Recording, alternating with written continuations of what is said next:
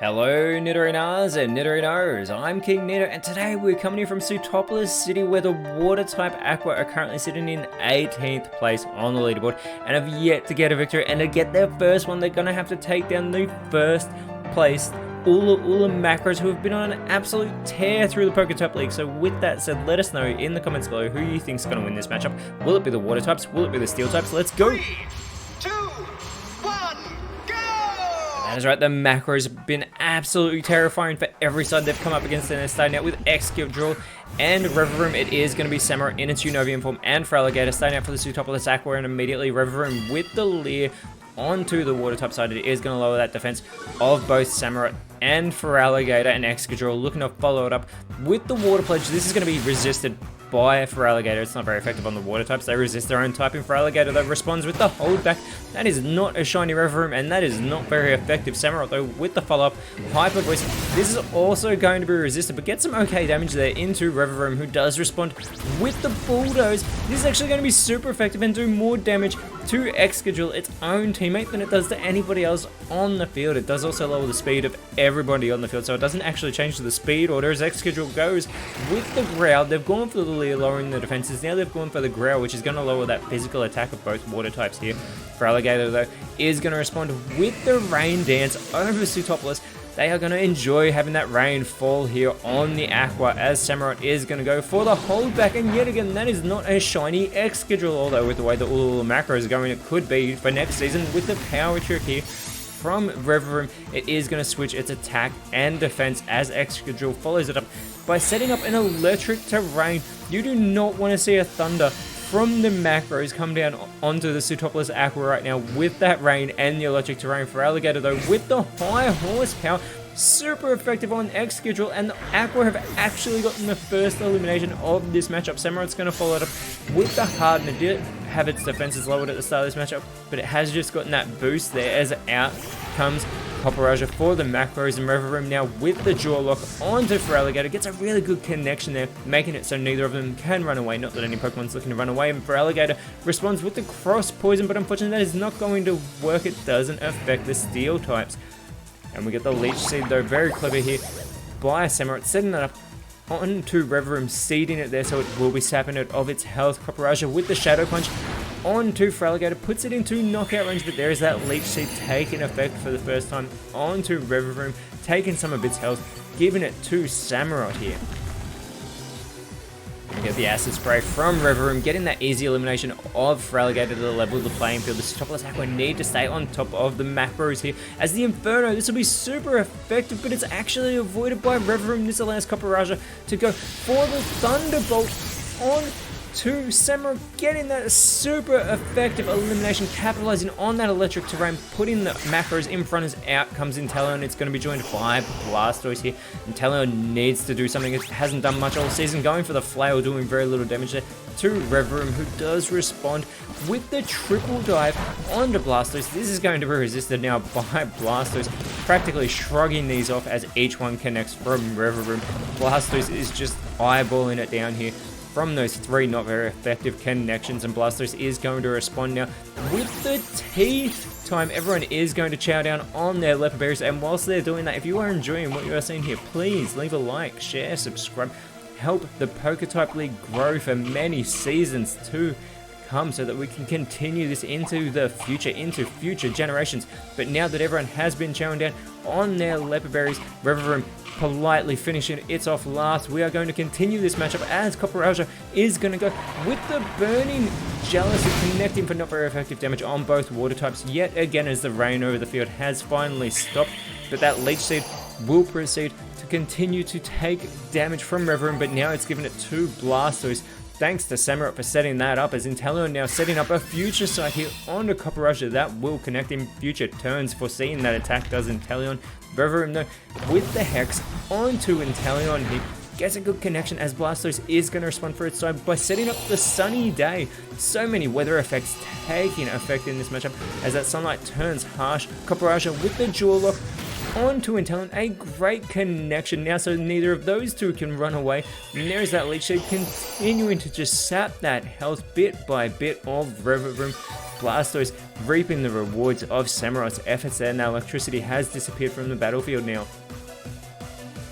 And Inteleon is going to change that Sunny Day into a Sandstorm, kicking that up, but that's actually a really strange play because that is not going to help the Water types as that knockoff onto Inteleon from Revavroom. There's no Leopard Berry to capitalize on. The Dragon Darts from Blastoise is going to connect with both Steel type Pokemon. Not very effective damage, unfortunately, but Copperajah looking to capitalize, goes with the Pollen Puff. Could have gone for the easy elimination of Inteleon. Gets a good connection there on Blastoise, however, but Inteleon sets up the Sandstorm, and it's the Sandstorm that takes Inteleon out of this match. But I don't know what it was thinking. It is having a terrible season so far. It really needs to collect itself, as Blastoise also feels the effects of the Sandstorm, but it feels the effects of that Leech Seed, still taking the health of Revavroom, chipping away as out comes Milotic for the Pseudopolis Aqua. Revavroom is going to go for the Boom Burst, connecting with everybody on the field. Thankfully, it's not very effective on its teammate Copperajah, but the Shore Up from Milotic is going to restore its health. I have to think it's going to get itself back to full strength, and that it does, as Blastoise is going to go for the Air Cutter, connecting with both Steel types. Not very effective. Revavroom's able to hold on, but the hold back now from Copperajah, that is not a shiny Milotic, but that Q-Charm has been activated. Copperajah has just fallen in love with Milotic. Everybody's fallen in love this season. What is going on? User want the championship as that Sandstorm continues to afflict the Pseudopolis Aqua, and there is that Future Sight. Not very effective. Gets a good connection onto Copperajah though, but that Leech Seed is finally going to finish off Revavroom that was set up so early on by Samurott. Blastoise getting to capitalize there, having its health restored yet again. Now out comes Magnezone for the little Macros, who you cannot forget has that part electric type, and we'll get the Milk Drink from Milotic. It wants to stay at full health here, getting itself back to full strength yet again, and now Blastoise is going to go for the Moonlight. It's going to try and restore its own health here on the field, basking in that Moonlight. It will not get itself back to full strength, however, and Magnezone is going to go for the Entrainment, trying to get rid of that cute charm off of Milotic. Magnezone is not interested in falling in love. Instead, it gives that sturdy ability to Milotic here, as Copperajah needs to shake off this love that it has for Milotic, and it is successful in doing so. It's going to go for the Psycho Boost onto its love, and it does get a good connection there. Milotic taking some decent damage. The special attack of Copperajah does get lowered, however, and there's that Sandstorm continuing to do damage to the Water types that was foolishly set up by Inteleon earlier on. Milotic, though, is going to go for the conversion to, it's actually going to change its type in here, and it is going to become a Dark type. I'm sure it wish it had done that before it connected with this, was connected by the Psycho Boost. The Petal Blizzard from Blastoise connects with everyone on the field there, and there's the Air Slash from Magnezone onto Blastoise, gets a great connection, and here is Copperajah still trying to shake off this love that it has for the opposition, and it is successful. It goes for the Esper Wing, another Psychic type move, which won't affect Milotic. I wonder if it knows that now that it's a Dark type, it wouldn't have affected it, so maybe that love is impacting on Copperajah's decisions there. This allows a Rock Smash, super effective there from Milotic, almost gets the elimination of Copperajah, does lower its defense, not that it has much health to work with. Could be an easy elimination by Blastoise. Instead it goes for the Ingrain. It likes having its health restored in between turns, so it is going to plant those roots deep into the ground. Magnezone, however, is going to go for the Rock Blast here onto Milotic. This multi-hit move, it will need all 5 if it hopes to get the elimination here. It's got 3, it will only get 3, not enough to get the job done, but it does put Milotic into knockout range.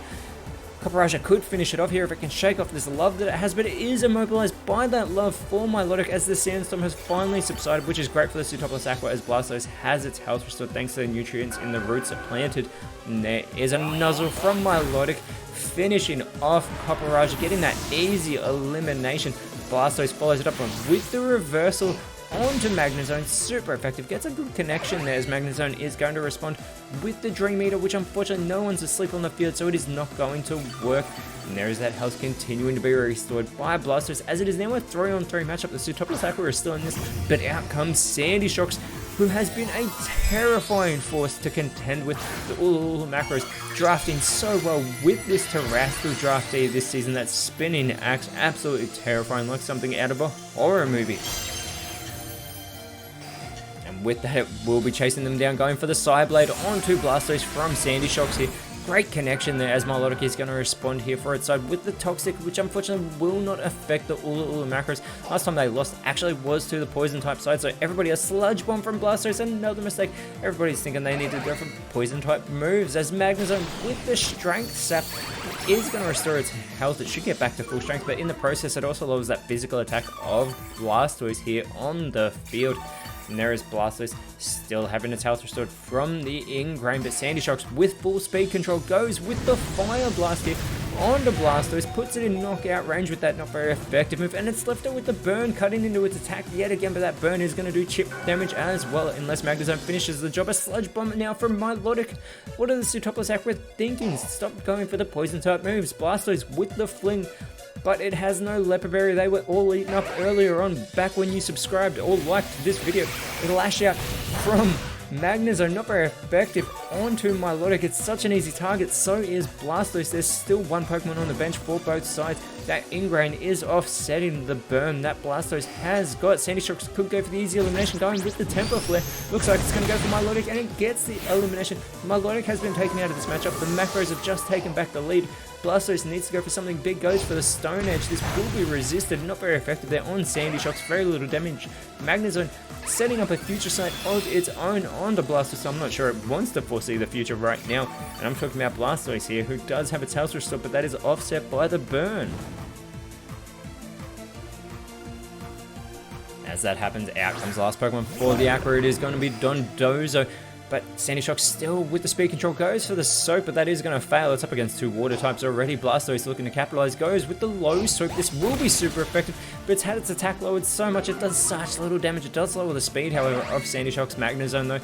With the Blaze Kick that is resisted there by Dondozo, tanking that move, and this allows Dondozo to go for the Sludge Bomb. This is the third Sludge Bomb by the Aqua. Just because the Poison types beat the Aqua, it doesn't mean they did it with Poison type moves.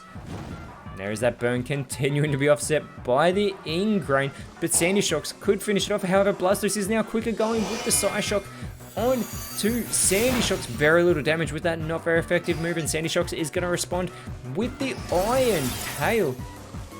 And it is going to go for Blastoise and gets the elimination with that not very effective move. Dondozo is all by itself. It has three Steel types to contend with. Magnezone is going to go for the Cross Chop, but Dondozo is able to avoid that attack. It's going to need to avoid everything that comes its way. It goes with the Dragon Rush, but unfortunately now it's the one missing the macros, as we get a Time Warning Magnezone with the Pollen Puff going.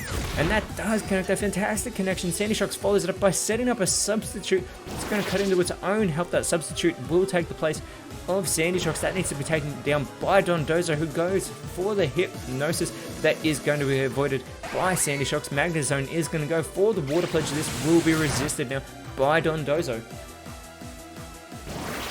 And we get the Burning Bulwark being set up by Sandy Shocks. It is going to protect itself in the process. Dondozo needs to be careful here of going for that substitute that's on the field. It goes with the Disarming Voice, so that substitute is protected on the field. It is going to do a little bit of damage, however, to Magnezone, but it is heavily resisted, so Magnezone practically shakes that off and just responds with the last respects, putting Dondozo into knockout range. And to finish it off, we get the Hyper Beam from Sandy Shocks to absolutely eliminate Dondozo from this matchup and give the Ula Macros yet another victory as they continue to cement their place on top of the leaderboard. Whereas for the Aqua, they are having just a terrible start to this season for a side that was expected to do so well, and now next round they will be going up against the Mahogany Explorers, who have still yet to lose a game this season as well, whereas the Macros will be going up against the Lumio Shellies, a fellow Elite Four side who they actually eliminated last season in Victory Road. But until then, Nidorinos,